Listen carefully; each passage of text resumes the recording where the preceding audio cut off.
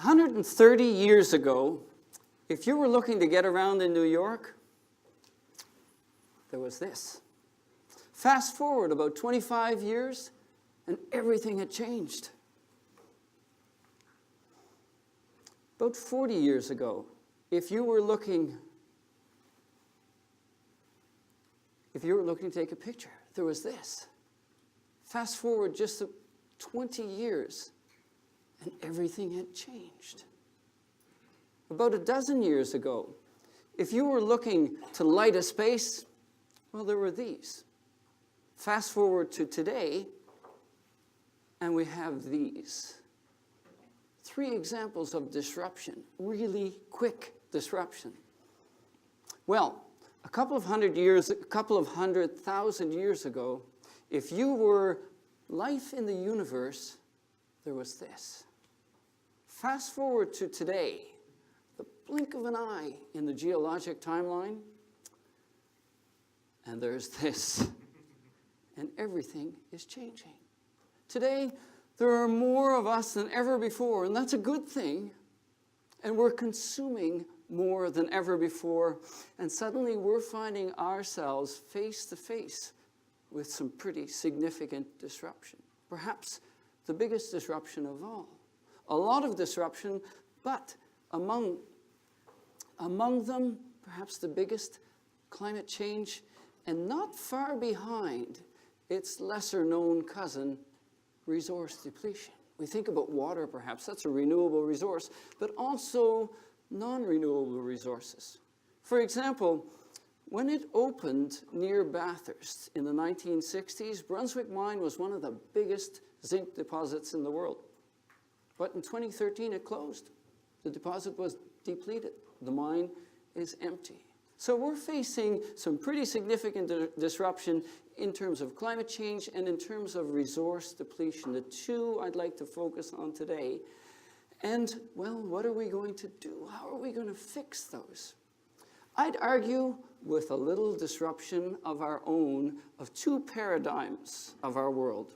1, design, the way we make things, and 2, economics, the way we value and buy and sell things. So let's start with design. And for that, I'd like to introduce you to this book, Cradle to Cradle. It's not a new book. It was written in 2002.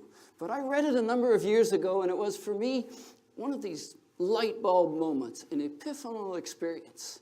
Because Cradle to Cradle is all about, well, as the byline says, remaking the way we make things. Because you see, the way we make things in our world right now, well, it's cradle to grave. Because when we want something, we go to a cradle. And in our world, a cradle would be a well, a mine, maybe an ocean, maybe a forest for the resources we need. Then we make the product and we use it, and when we're done, we pitch it. We throw it away, typically. Cradle to grave. But there's an inherent assumption there, then, that there will always be more resources in the cradle.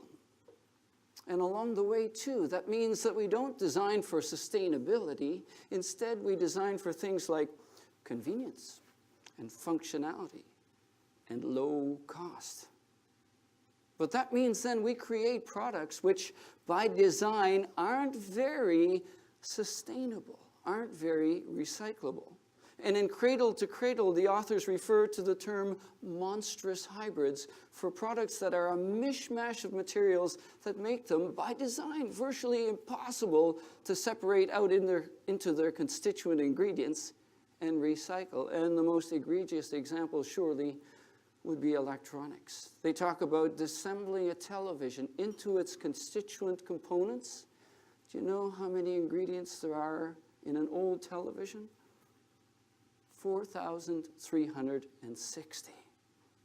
And when you hear that, then you understand why recycling electronics is so difficult and why we have these horror stories of attempted recycling of limited resources, usually in faraway places.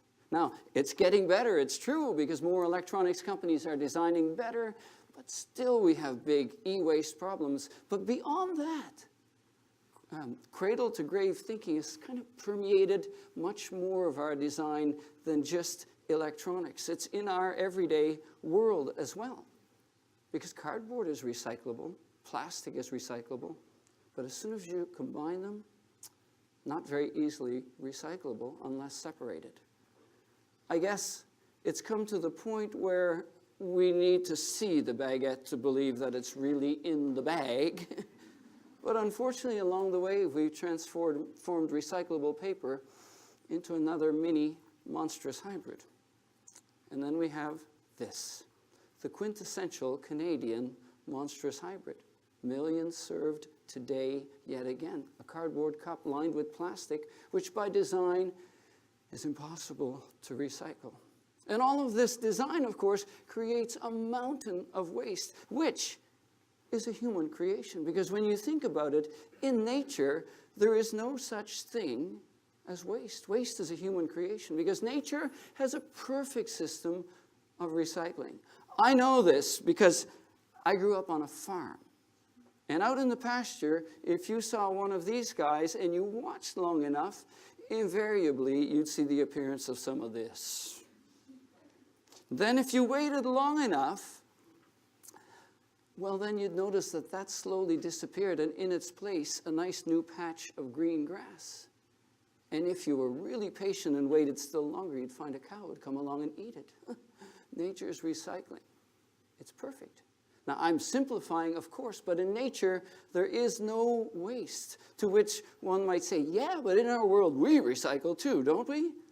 Well, kind of. Because if you look at a product like this, for example, you say, well, when I return that, it gets recycled, right? A couple of little catches. One, first of all, only about 30% of our water bottles are returned. But of those 30% that are returned, they don't get recycled into bottles. They get recycled into inferior products, things like carpet, which makes a 10-year stop on our floors on its way to the dump. Or get recycled into things like polyester, some of which probably does belong in a landfill. But you see, it's not true recycling. In fact, it's downcycling into inferior products. And unfortunately, in our world, virtually all of what we call recycling is actually downcycling, with few exceptions. And perhaps the most egregious example would be what we call number 7 plastics, because they're a mishmash of plastic resins that don't fit the first 6 classes. And as a result, they are in of themselves such a mix that in the most cases, when they're collected, they get slid into a landfill after all anyways. So back to cradle, the authors argue, in an era of diminishing resources, surely we can't keep doing this. We need to eliminate the concept of waste. How? By changing design so that we're not designing cradle to grave, we're designing cradle to cradle. By designing products so that they can be disassembled into their ingredients and reused again, whether technical ingredients like iron or zinc or copper, or natural ingredients that can be composted. Eliminate the concept of waste. So how are we going to do this? I'd suggest maybe with a second disruption, and that is disruption of our economic system. Currently based on supply and demand. Who's got the resources? Who needs them? Who's got the money? How can we move them? Where is it cheapest to manufacture? And that's all great, except economics as we now practice it, I'd suggest, has at least 2 fatal flaws. First, this concept of externalities. And there's a textbook definition right there.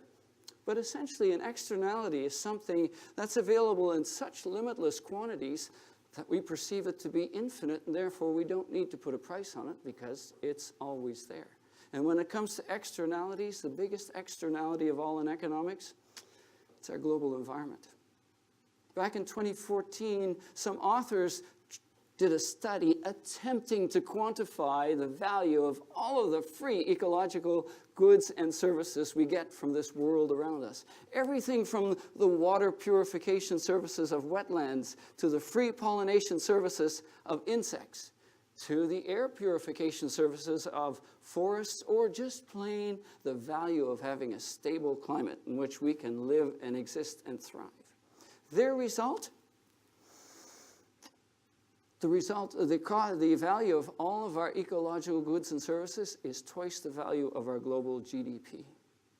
Everything that we consider our global economy, twice the value. And yet, in our current system of economics, that means that stuff is considered free and it's not valued at all into the price of products. So if we have two products on a store shelf, one that has a really dirty environmental footprint, the other, but it's really cheap, and the one right beside it that is very sustainable but might be just a touch more expensive, well, unfortunately, under our current system, we'll always pick the cheap one. We'll always pick the dirty one. Externalities, the weakness of economics. And here I'd suggest is the second, the notion, the myth of perpetual growth in a finite world. Anyone who believes exponential growth can go on forever in a finite world is either a madman or an economist. Now, I couldn't say that very nicely, but Kenneth Bolden can, because he's an economist. Well, say no more.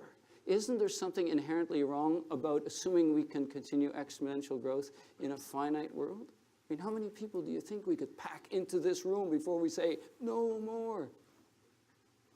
Well, confession time to you. A number of years ago, when these things first became clear to me, I thought, the answer is education. Because once everyone knows what the fix is and the right thing to do is, everyone will do it because we've all got a moral compass. Yeah, I hear the snickering out there. A little naive, maybe. Well, I have since discovered that we all have another compass. And in fact, this one is really strong. The needle on this one does not move. It's our money compass. Because we don't brag about buying expensive, we brag about buying cheap. And we always choose cheap. And for that reason, it seems to me that a big fix for a lot of this is price signals. Putting price penalties on behaviors that we don't want and incentives towards behaviors that we do want. And the biggest one of all, of course, is a price signal, a price on carbon. Because if, for example, the emissions from our burning of oil and coal and natural gas are driving climate change, this great disruptor, doesn't it make sense to put a price signal on them? And along the way, when we do that, we make those consumption of those products less desirable and will also be inherently incenting the energy sources we need to replace those dirty sources. But we can't stop just there either, because really when it comes to price signals, we need to permeate all the way through our current economic system. Because remember the two products? With full cost accounting of all of the impacts of the environment embedded into the product, you know what happens here? This. And suddenly we buy cheap. We transform the market. And you know what happens to expensive products? They disappear. That's the future I think we need. So now you're sitting there thinking, okay, so what can I do about this? Any engineers out there? Because if there are, why not help us eliminate the concept of waste by designing products oriented towards cradle to cradle, not cradle to grave? Any economists out there or aspiring economists, why not help us figure out where we can put price signals so that we transform our world from one based on consumption to one based on sustainability? Any consumers out there? Why not educate ourselves on the right thing to do and then just start making conscious, positive choices? Maybe starting by swearing off of disposable coffee cups and carrying around the mug. Maybe by swearing off of single-use water bottles and carrying our own water bottle. Any voters out there? Why not contact your leaders to tell them that this is really important stuff, and pledge your support when the time comes for them to make the difficult decisions that will need to be made in order to turn things around. Albert Einstein said, "We can't solve problems by using the same kind of thinking we used when we created them." My own interpretation of that is maybe we need to rethink everything we hold to be true. Disruptive? Yeah. But maybe that's what it will take to disrupt the greatest disruption of all.